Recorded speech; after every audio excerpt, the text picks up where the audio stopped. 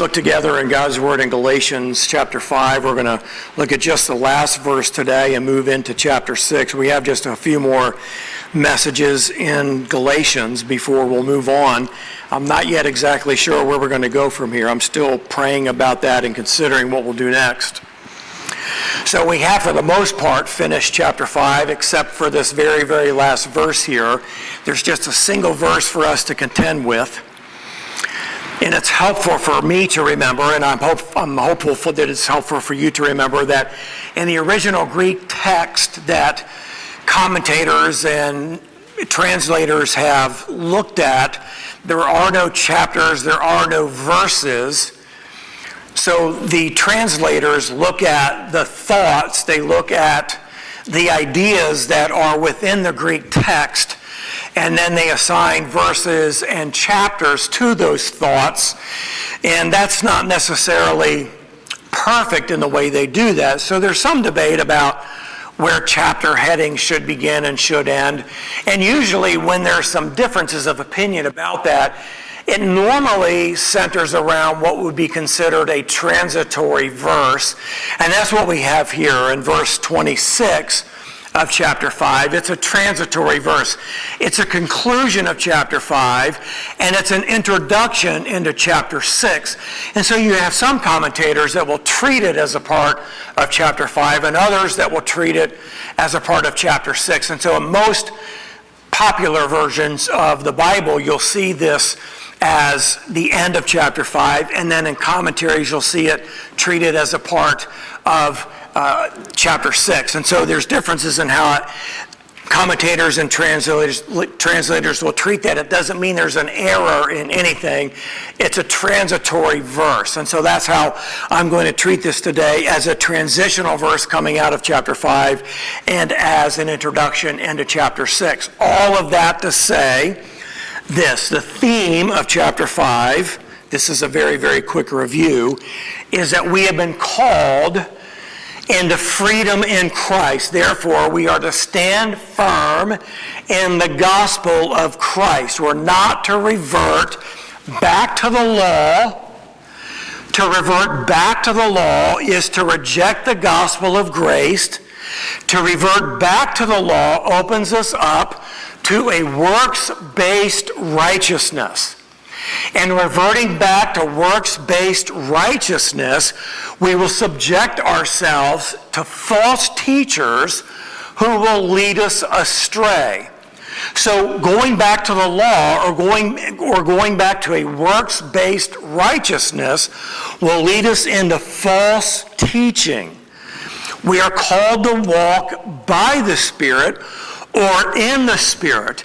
And by walking in the Spirit, we will not indulge in the desires of the flesh, which is what was common in Paul's days, which is what was common in the teaching of the Judaizers and what the Galatians were struggling with.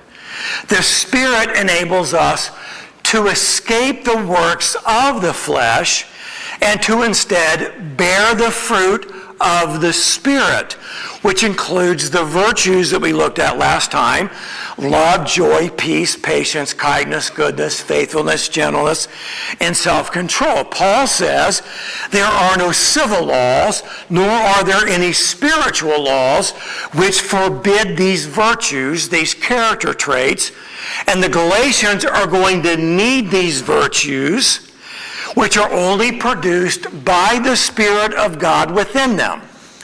They are going to need these virtues if they are going to experience the healing that is going to repair the fractured churches that are a part of the Galatian experience. Now, instead of there being a singular church in Galatia, there are numerous house churches throughout the region of Galatia. And so Paul is speaking to the churches of Galatia. They have been ravaged by the false teaching of the Judaizers. They are at odds with one another, and the harmony and the unity that they once enjoyed has evaporated. They are in need of the work of God in their churches in a very powerful way that can only be explained by the work of God. And Paul has just told them how they can experience the work of God in their midst, and that is by walking in the power of the Spirit. And now he is going to make specific application and specific instruction in how they can begin to enjoy the healing that can come their way through the bearing of the fruit of the Spirit. Churches all across America, all across the world, need the healing that can only come by the fruit of the Spirit. Relationships within the church, marriages within the church, familial relationships within the church can only be healed by the fruit of the Spirit. And so the specific application that Paul is going to give here is not unique to the need of the churches of Galatia. It is a universal application for Christians throughout all time.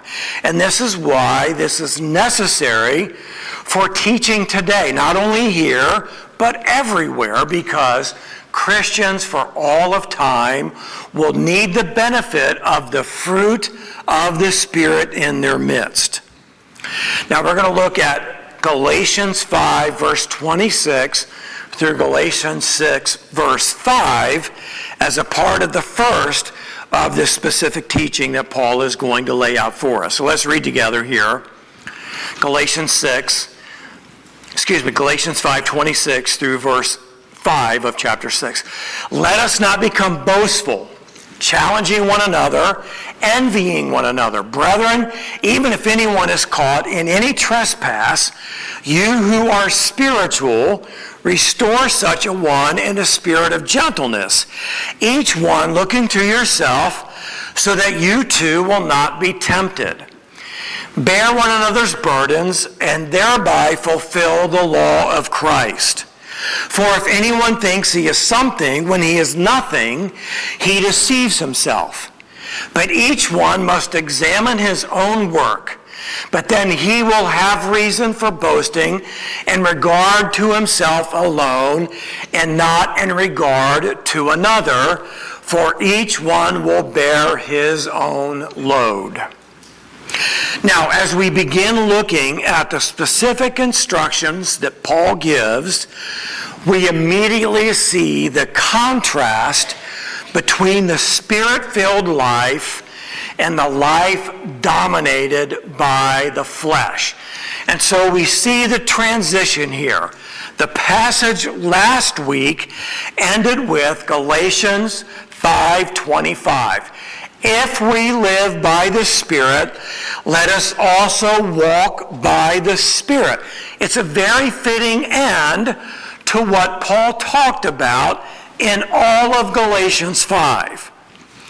The key to living a victorious Christian life is the same key to healing the fractured churches that are plaguing the Galatians who are all throughout this region.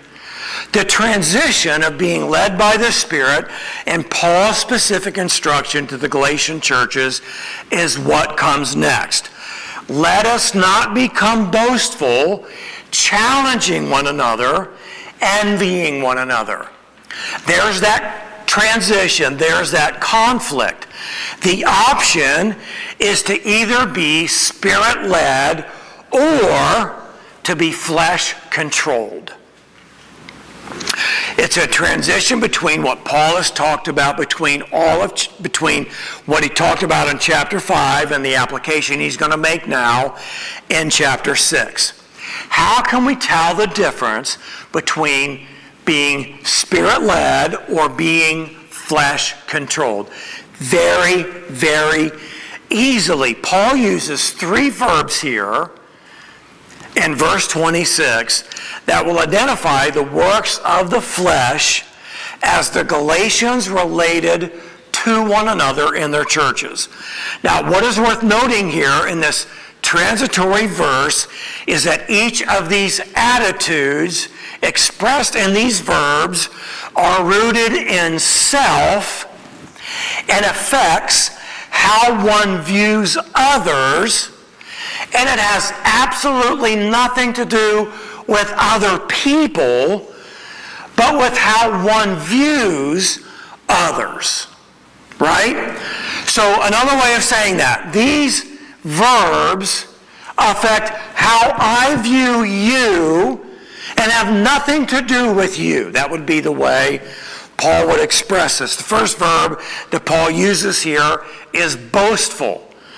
Boastful means to be conceited. It refers to the attitude of being puffed up with pride. It means to be arrogant. Now, in the Greek, which we wouldn't necessarily recognize here, it's the idea of setting value on things that are not really valuable. It's kind of like, I have the nicest rose garden in the entire county. Well, big deal. What does that matter? I mean, we're talking about spiritual matters. I mean, who gives a flip that you've got the nicest rose garden in the whole county? Where's the spiritual value in that? Well, I've got the nicest rose garden in the county. Well, I don't understand why that makes any difference in the value of spiritual things. Well, I do. Well, I don't really care. It really doesn't matter. Well, I've got the nicest rose garden. So you can see how that goes round and round and round and round. So it's that kind of an idea. It's being puffed up about things that have absolutely no spiritual value. The next verb that Paul talks about here is challenging. Challenging means to be combative. It refers to the attitude of provoking an argument for the sake of having an argument. Well, wait a minute. You're just going to pick a fight to have an argument over absolutely nothing. Well, I don't understand why you would do that. Why would you do that? Well, because that's just what I like to do. Now, this came to my mind. I don't know why it came to my mind. So years and years and years ago, my grandmother had a friend. Her name was Wanda. And Wanda's husband was named Dwight. And my grandmother was friends with Wanda. And Wanda made this incredibly delicious red velvet cake with this buttercream frosting, and I gotta tell you, it was really, really good. And so we would visit with Wanda when I came to visit my grandmother, and so we would go to visit with Wanda for the sole purpose of her making me this delicious red velvet cake.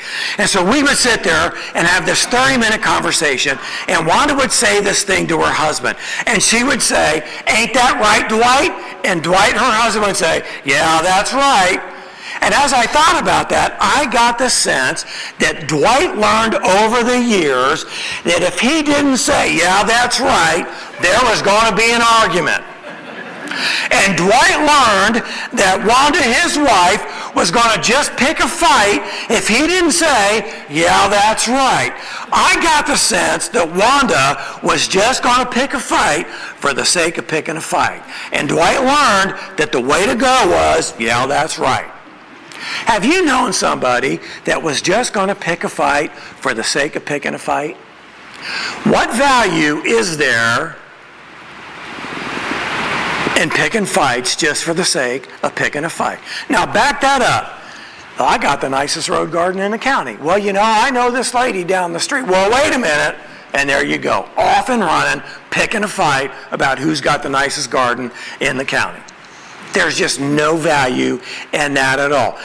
It's this combative mentality, I'm going to fight for the sake of picking a fight. The next verb that Paul uses here is envying.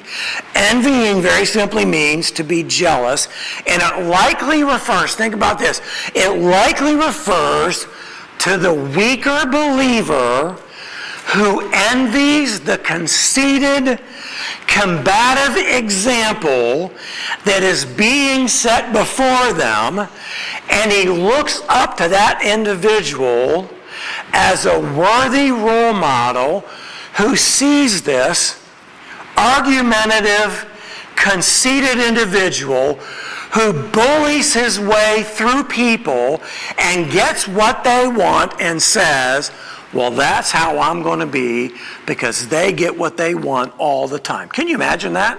In the church?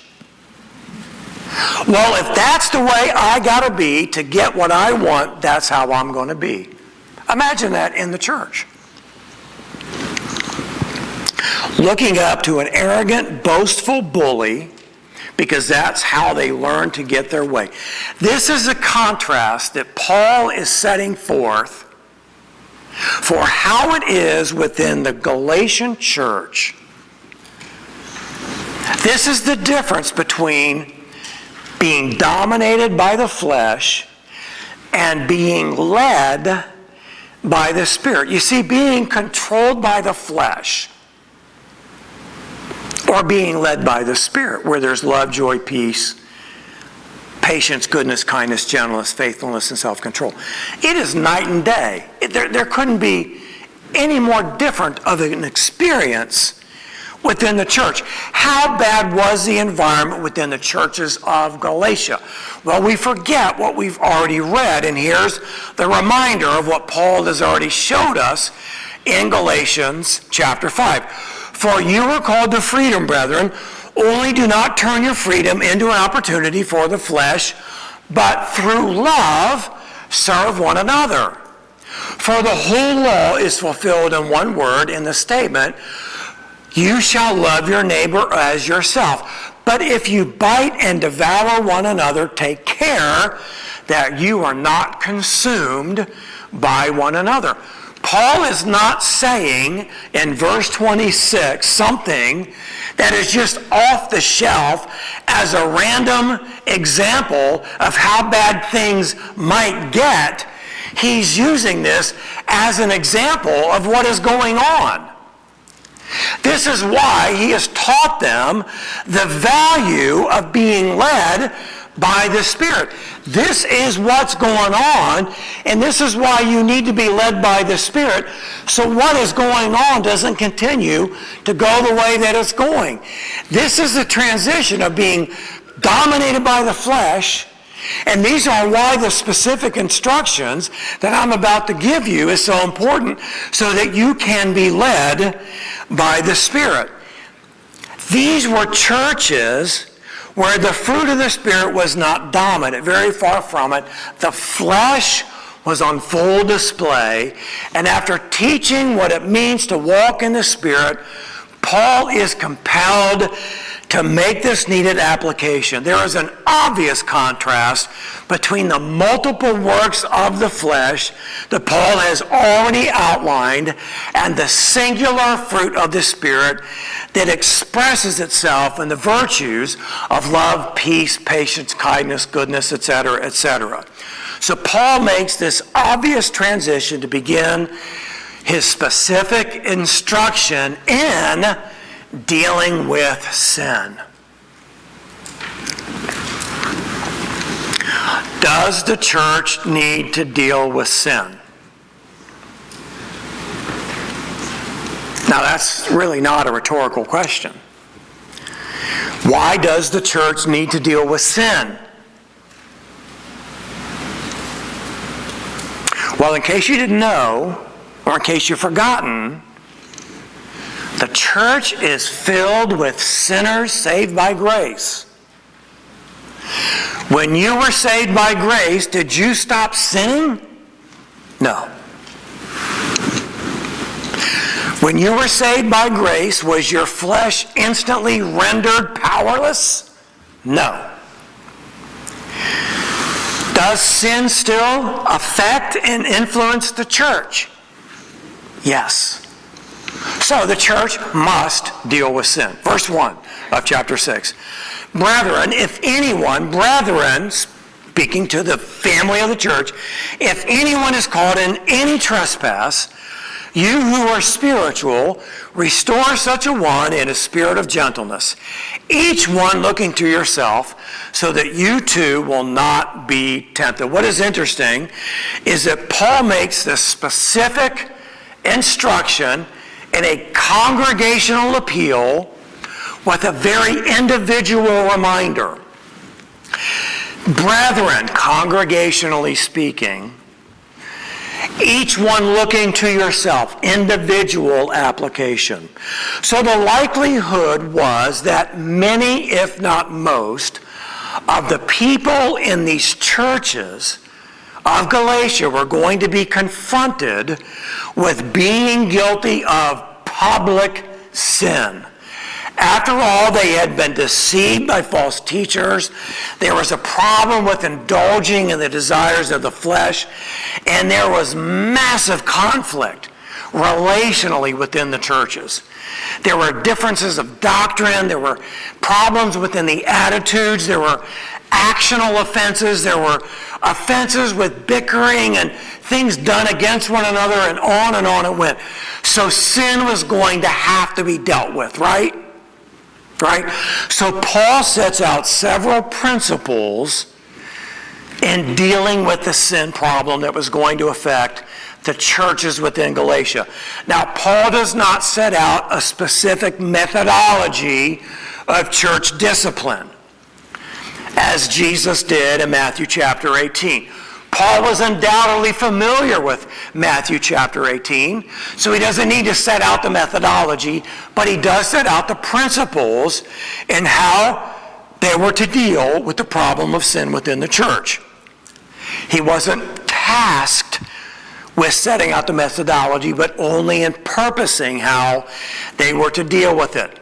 So his purpose was to reinforce what was expected of those who were walking in the Spirit. Now, the first one is not stated, but it is implied.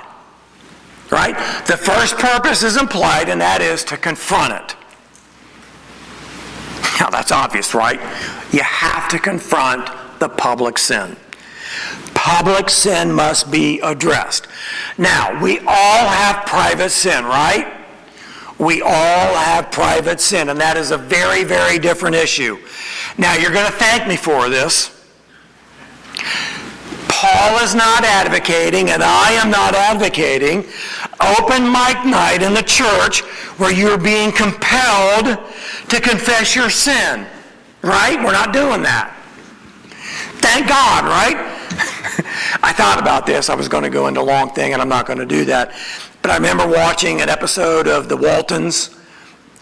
That was a very popular show in the 70s. I remember watching that as a kid, and I didn't remember any of the episodes, and I recorded and watched them all. But there was an episode where a young preacher came in, and it was the 30s, and there was hellfire and brimstone, and they just sweated, and they just scared you to death, and you were going to repent, and you felt like you had to confess your sin. So you were just scared to death, and you were forced to confess your sin, and that's not the advocation here at all. But public sin is very, very different from sharing the innermost, deepest sinful thoughts and attitudes that you may have. So I'll give an example. I'm always a little reluctant to do this. So when I give an example, I'm not speaking to any particular person, and this is not my own public confession. It's just a random example, okay? For example, you're out bowling one night, you had a few too many beers, you got a little drunk, somebody offended you, you got in a fight, the cops were called, and you went to jail. There were people there, it was well known, that's a public sin, it's got to be dealt with, right? It's got to be dealt with. Public sin has to be addressed. So that's the first principle. Public sin has to be confronted. Number two, you seek restoration. Beginning part of verse 1. Brethren, if anyone is caught in any trespass, you who are spiritual, restore such a one. Confrontation is not about punishment. It's about restoration. Now, what's interesting here is the word trespass refers to a sin is not premeditated. The idea here is that it is a sin that overtakes you. Now, when you went to go bowling, you didn't plan on getting drunk. You didn't plan on getting into a brouhaha with some bowler on lane 18. You didn't plan on going to jail, but it happened. You're guilty. So when you show up at the jail to bail out this individual, you don't go there to punish him. You bail him out, you sit him down, and you want to bring about restoration. Now, that's an example. It's one that we would all acknowledge is a sin and would need to be dealt with. But we can be guilty of many public sins that don't involve drunken, disorderly conduct where you end up in jail. As an example, you can get into a very heated discussion in church. Voices are raised, doors are slammed, feet are stomped out the doors of a church, and people notice it. That's a public sin. And that really ought to be dealt with. Why? Because it's public. Now, if you're out in the parking lot and it's just two individuals and nobody knows, that's an entirely different story. But if you're in the foyer and you're raising your voice and you're pointing your finger in somebody's face and your face is red and people are around shocked in awe of what's going on, and you slam the door, that really has to be addressed. But let me ask you a question. Does that get addressed? Why not? Because we're afraid. We don't want to deal with it. We don't want to offend somebody. But the reality is that kind of an interaction in the walls of a church is public sin. And it really needs to be dealt with. So there is the call here for those that are spiritual to restore such a one that has sinned, that has fallen into a trespass, to ensure that these relationships within the church aren't fractured, that unity isn't in jeopardy, and that these relationships can be what the Lord intends. Now, I can assure you that 99% of the time, people don't come together and say, you know, when I see so-and-so, I'm going to let them have it. That's premeditated. I don't think that happens. But you know, there are disagreements that happen within the church. There are disagreements within the body of Christ. And when those don't happen biblically, and they go south publicly, they really ought to be addressed. Now, when there are disagreements in the church, and when these things happen publicly, make no mistake about it, the unspiritual will not be so sure about this restoration thing. And more than likely, the unspiritual will not seek it out.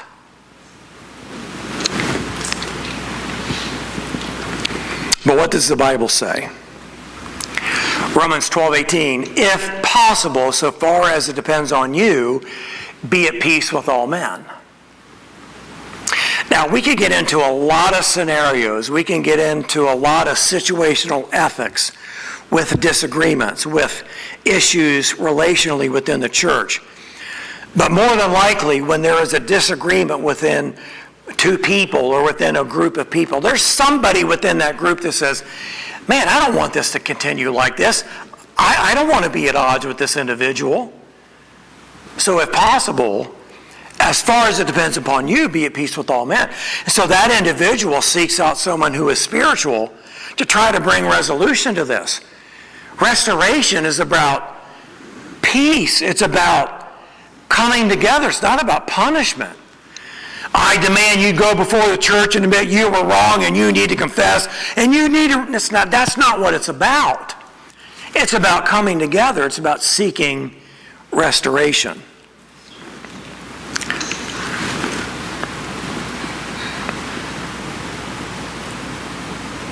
If there's a private disagreement between individuals, let me say this: if you are not willing to address it, then you forfeit the right to be upset about it. So if somebody offends you, and you say, well, I'm never going to go to so-and-so and talk to them about it, then you cannot hold that against them. You forfeit the right to be upset about it if you're not willing to sit down and have a conversation with them about it. So when the one has been restored, let's say there's a public brouhaha, and it's been worked out privately, it's been taken care of. When that has happened, the unspiritual might say, well, how could they ever be forgiven for such a thing? I can't believe that there's not going to be any punishment for that. How can that be let go? There's no measure of satisfaction in the mind of the unspiritual. They've done the unthinkable. They shouldn't be allowed back at church. Surely they should have to do something to make up for that, and on and on and on it goes.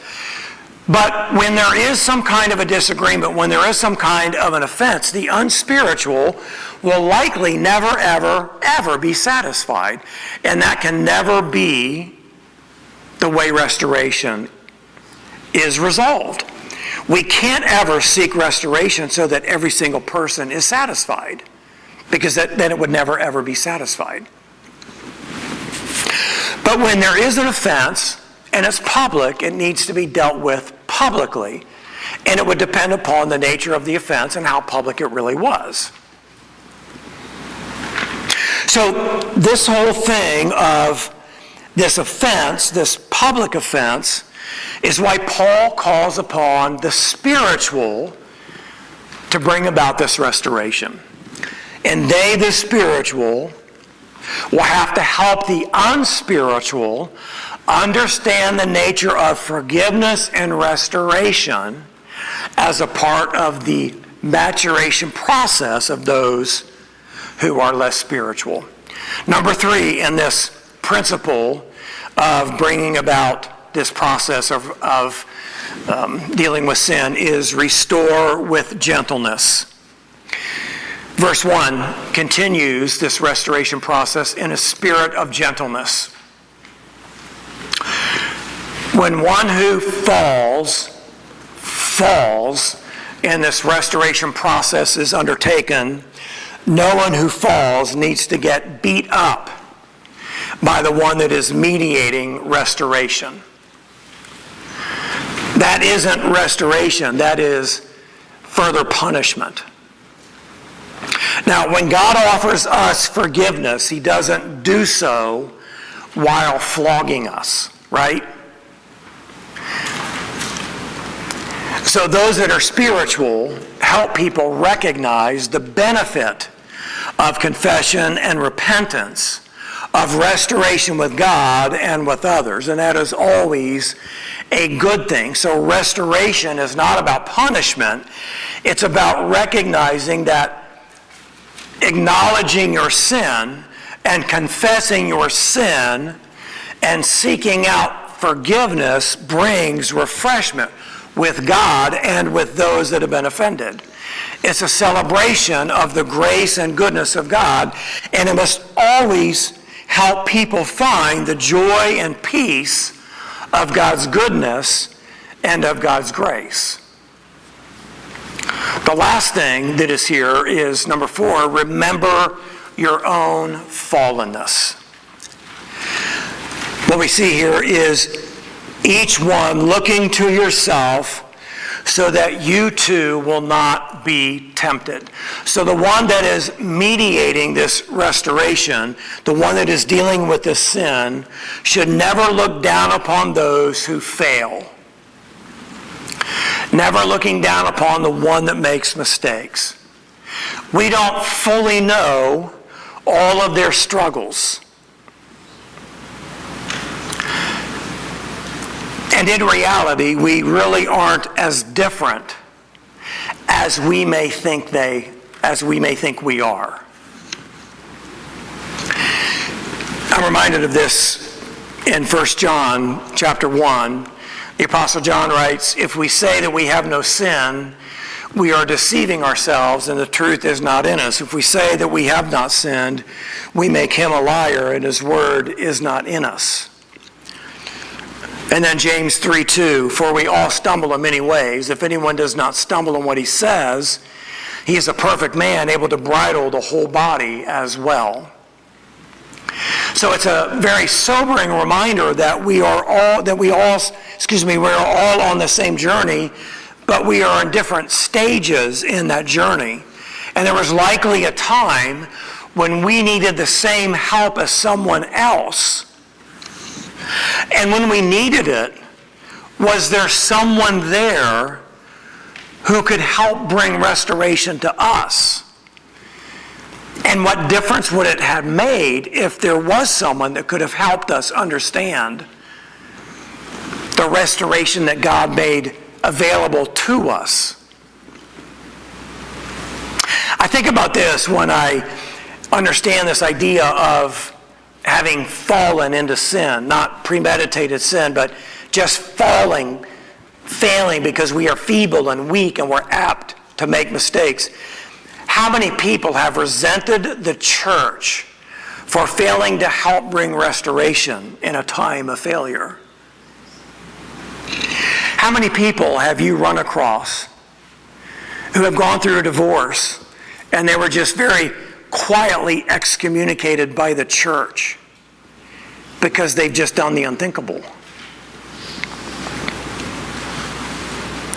That leads us into this next section here, letter C, and that is bearing burdens.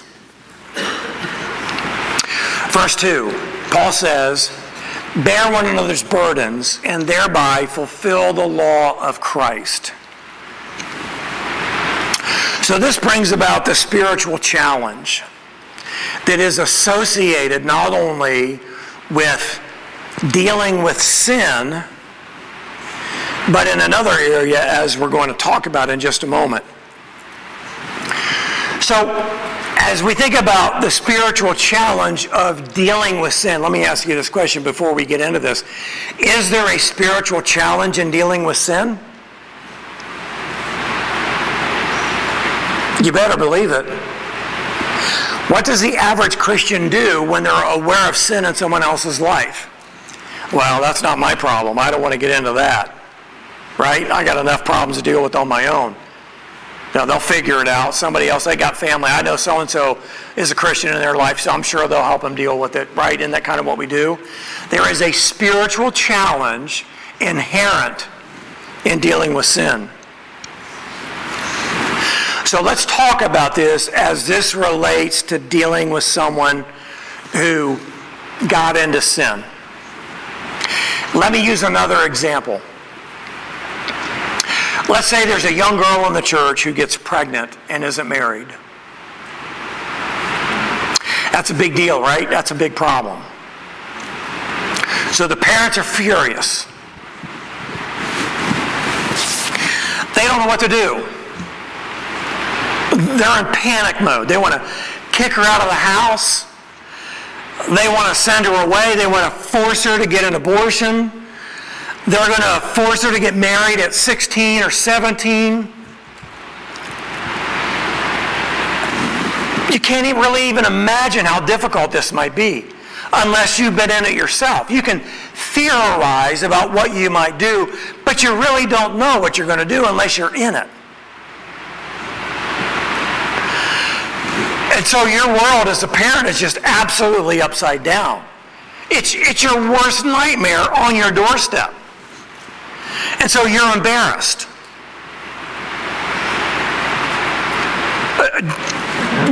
What do we do? Do we move?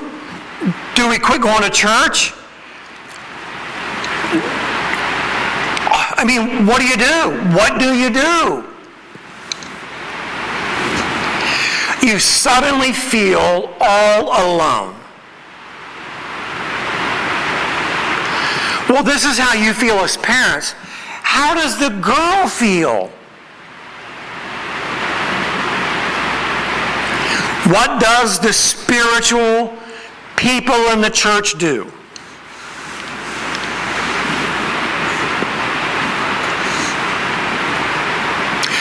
This is being lived out in churches all around the world, all around our country today. So imagine this. Imagine that the elders came to the family and they said, we can't imagine what you're going through. We just can't imagine. But let me tell you this. We are here for you. We want to come alongside of you, and we want to bear this burden with you. We surely don't condone the sin. You know that. We know you don't condone the sin. But there's no value in condemning your daughter. There's no value in condemning you as her parents. But we want to help you sort through this. We don't want to humiliate you. We don't want to shame you. We don't want to guilt you. We just want to help you sort through this in a way that helps you make the best decision for your daughter and for this baby that's going to come into this world in 7 months, whenever that time is going to be. What would happen? What would be the end result? In the life of that girl, in the life of these parents, in the life of this church, in the life of this child that is eventually born?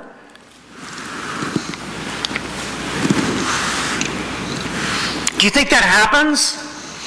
How often does that happen? 1 in a million? 1 in 1,000?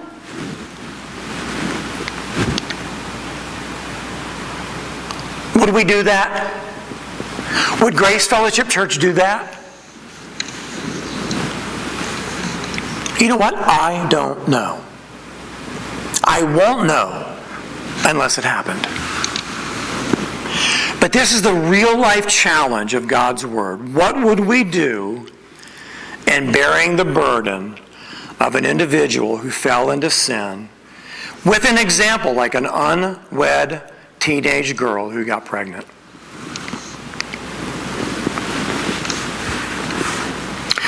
Well, it goes beyond the bearing of burdens. It goes beyond someone who has fallen into sin. This is an example, an unwed mother. There's many, many other ways that one could fall into sin where the spiritual are asked to bear the burden. There's numerous examples. But Christians are asked to bear the burdens of one another where it has nothing to do with sin.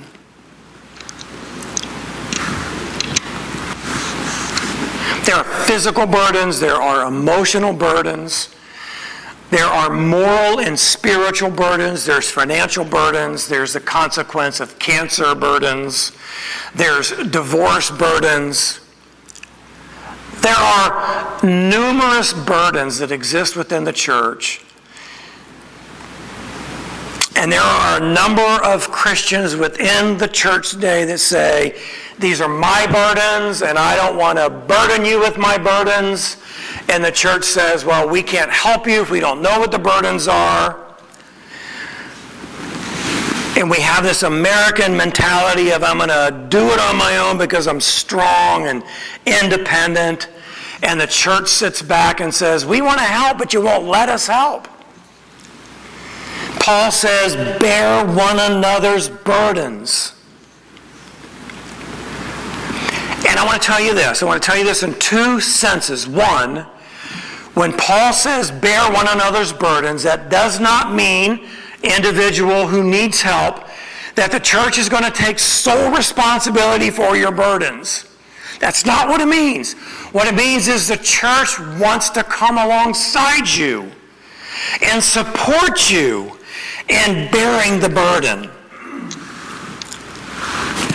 Church, that means when we're aware of a burden, we need to come alongside to help support in the bearing of the burden. And I can say this about this church, and I know you guys want to do that. And I commend you for your willingness to do that.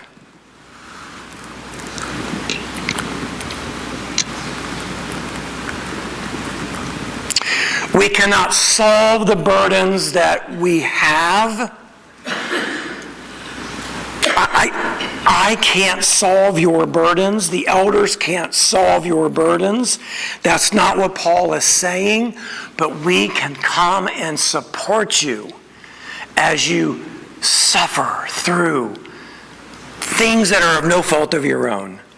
And when you make a boneheaded decision, you make a bad decision, and you're struggling, we'll come along and say, I want to help. I don't know how to help, but I want to try. Will you let me try to help?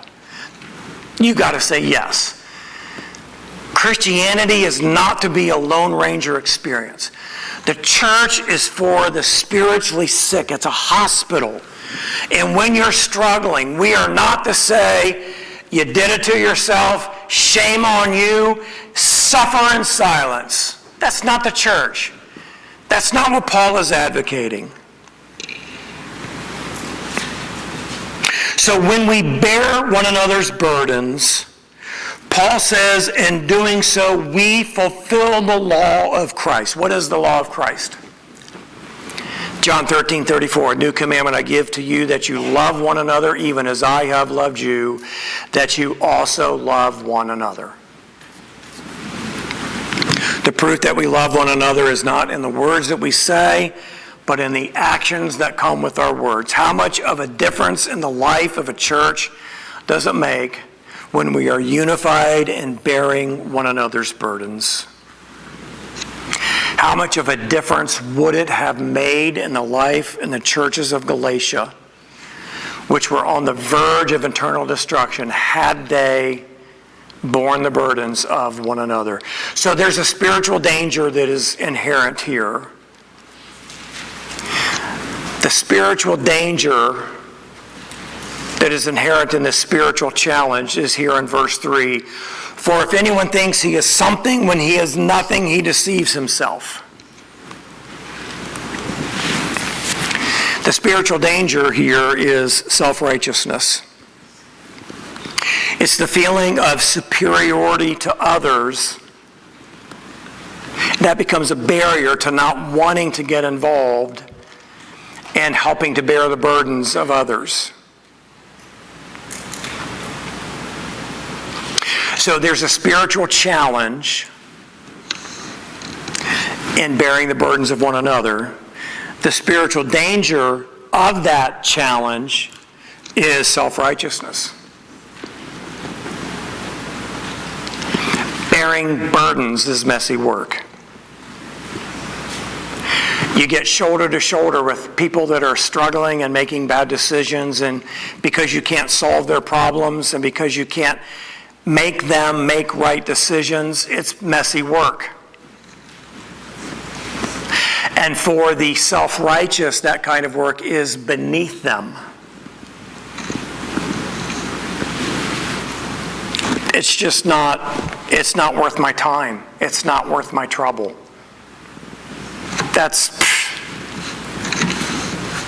It's the mentality that if those sinful people were just more like us spiritual people, they wouldn't have these problems. Paul says that people with that kind of an attitude deceive themselves into thinking that they are really something when in fact they are absolutely nothing. It's the mindset of the Pharisee. The Pharisee was only concerned about themselves. Their desire is not to help a stumbling brother, but they only judge and condemn those that are stumbling. And in fact, the Pharisee caused the brother to stumble by putting upon themselves a burden that they were incapable of carrying. That's the mindset of the Pharisee. John MacArthur said this, and I thought it a very interesting quote. He says this: conceit can coexist with outward morality, but it cannot coexist with spirituality. Let me say that again. Conceit can coexist with outward morality, but it cannot coexist with spirituality. So conceit and spirituality cannot coexist. The Pharisees were outwardly very moral people, but inwardly they were corrupt to the core. They were not spiritual people at all. Jesus' harshest words in all of his ministry was reserved for the Pharisee. When someone is spiritually conceited, he cannot see his own sin and is therefore incapable of helping someone else deal with their own sin. This is why Jesus would say in Matthew 7:5, "You hypocrite, first take the log out of your own eye, and then you will see clearly to take the speck out of your brother's eye." This was the mindset of the Pharisee, and yet the Pharisees specialized in seeing the sins of others through the perception of their own perfect life. So, the spiritual challenge, bearing burdens, requires spiritual evaluation. We see this in verse 4. "But each one must examine his own work, and then he will have reason for boasting in regard to himself alone and not in regard to one another." So to examine our own work means we look at the condition of our own spiritual life.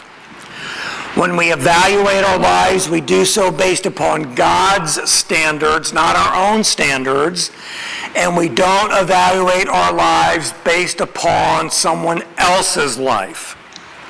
Our boasting will be in what God has done, not on what we think we have done, and certainly not on how much better we think we are as compared to other people. Other people are never the standard. Our standard is never the standard. It is God's standard alone. I had a pastor in college who used to frequently say, "I may not be what I used to be or what I ought to be, but I thank God that I'm not what I used to be. I may not be what I ought to be, but I thank God that I'm not what I used to be." It's a good balance between acknowledgement, between the work that it's a good balance between the work that God has done and the work that God still needs to do. I'm not what I used to be, but I'm still not what I ought to be. And that's a good place to be. It's a humble acknowledgement of the growth that God has done and the need to continue to grow. That's a good place for us to be spiritually. That leads us to verse 5. "For each one will bear his own load." Now this is an interesting verse. It seems quite out of place. But verse 5 goes back to the original spiritual challenge of bearing burdens. And this is our own personal responsibility. It is bearing our own burden, our own personal responsibility. Load is different than a burden. This is the same word that Jesus used when he said in Matthew 11:30, "For my yoke is easy and my burden is light." This is Jesus' invitation to follow him. The burden of the Pharisees of Jesus' day was a dreadful legalism. Christ will never oppress us or give us a burden that is too heavy to carry. Right? His burden is light. But we have a personal responsibility to bear the load that Jesus gives us. Which is another way of saying that when we stand before him, we're going to give an account of our life. We have a burden of personal responsibility. That burden is doing what he has called us to do. It is that humble submission to walk with the Lord, to serve Him, to obey Him, to fulfill His commands for our life. It is to love the Lord with all our heart, soul, mind, and strength, and to love our neighbor as ourself. That is very, very different from the oppressive legalism of Jesus' day, of what the Pharisee imposed upon the people. So I want to go back and look at this very quickly. So there is this need to deal with sin. It requires spiritual maturity of bearing the burdens of one another, of coming alongside one another. That is our personal responsibility of fulfilling the great commandment of loving one another as ourselves. Would you pray with me, please?